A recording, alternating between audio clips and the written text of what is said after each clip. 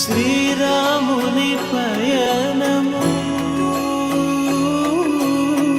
ధర్మ ప్రమాణము రామాయణము రామ్ సీతారాం సీతారాం జయ జయ రామ్.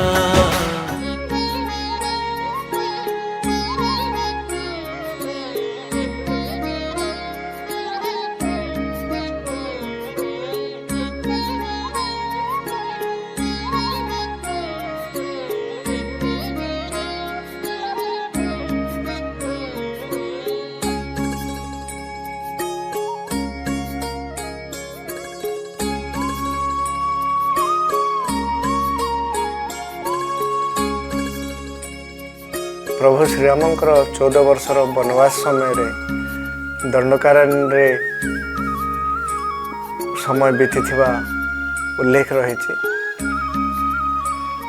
रामायण एवं किंवदंती अनुसार प्रभु रामचंद्र मालकानगिरी अनेक दिन बीते ये मालकानगिरी सीताकुंड एवं आमाकुंड आज भी विराजमान तार स्मृति सदृश प्रमाण सदृश सेठारे गोटे कुंड रही जोठी की पानी वर्ष सारा भर्ती रहे।